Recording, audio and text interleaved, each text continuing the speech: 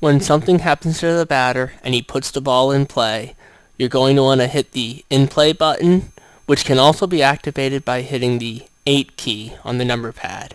Here, I hit the button and I can see a field diagram come up. This is where we mark our hit location, hit type, and hit velocity. First, we'll plot the hit location. We want to click the point on the field that corresponds to our hit location. Let's say the ball was hit into shallow center field, just a little bit to the left of center. We drag our cursor to that point, let's say it's here, and then we click. This is our hit location. If you want to change your hit location, that is also easy to do. You can just click another point on the field and your hit location will be updated to reflect the new location that you clicked. For instance, let's say we plotted our location a little bit too shallow. I go a little bit beyond where I marked my initial hit location and click again. Now you can see my new hit location slightly deeper than the original one that I plotted. Now we mark our hit type and hit velocity. First, let's mark the hit velocity. In the drop down next to ball in play speed, I have 3 options: soft, medium, and hard. There are also shortcut keys here. 1 for soft, 2 for medium, 3 for hard. Let's say this hit was medium.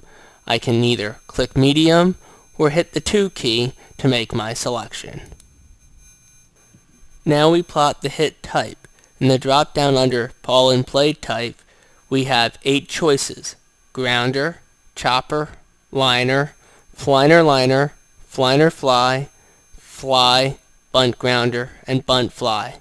Also note the shortcuts that correspond to each of our choices here. Let's say we had a fliner liner. I can choose fliner liner or hit the 4 key to make my selection.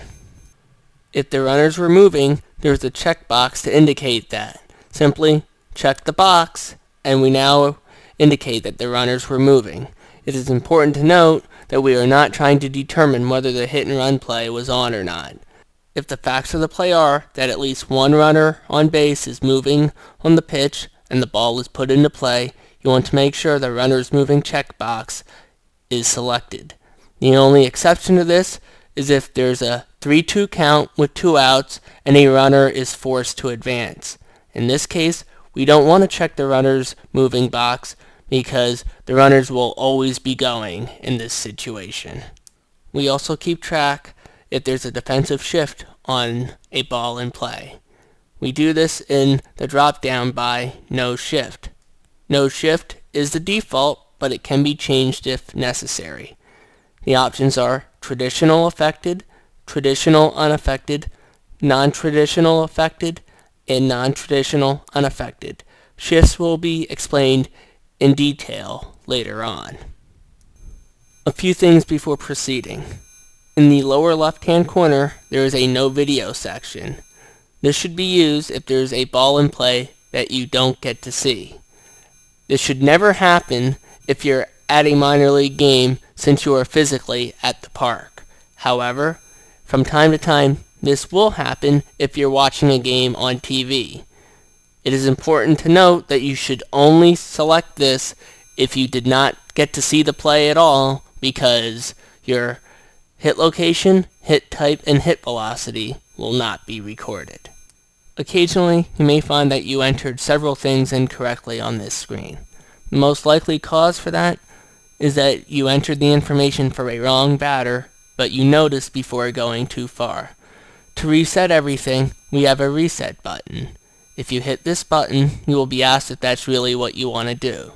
Say yes to that, and you'll now see that the runner's moving checkbox is unchecked, and the hit type and hit velocity have been reset.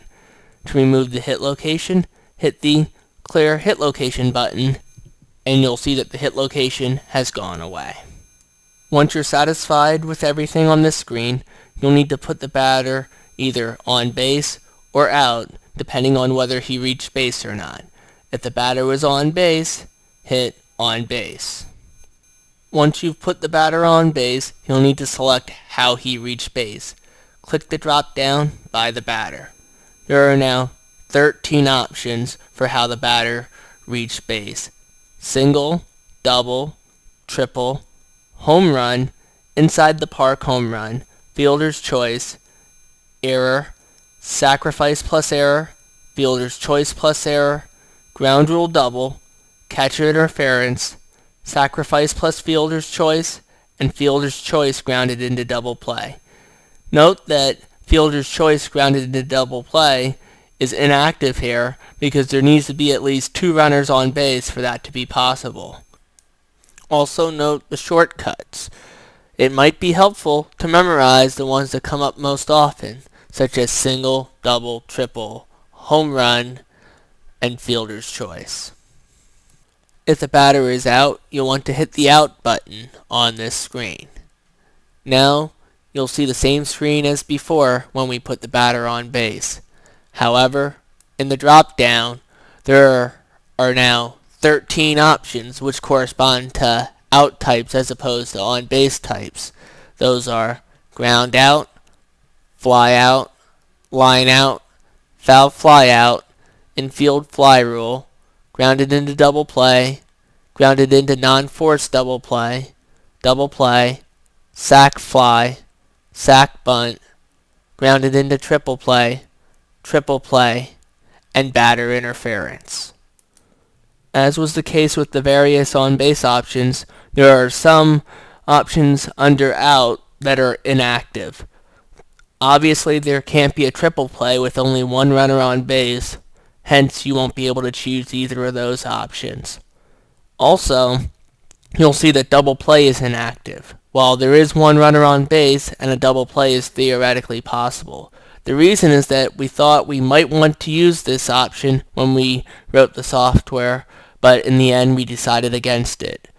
It turns out to be far easier to disable an option than to remove that one and have to change the numbers for various other options. Also, you might want to get acquainted with the shortcuts, particularly the ones of the most common options chosen. Those would be ground out, fly out, line out, foul fly out, and grounded into double play.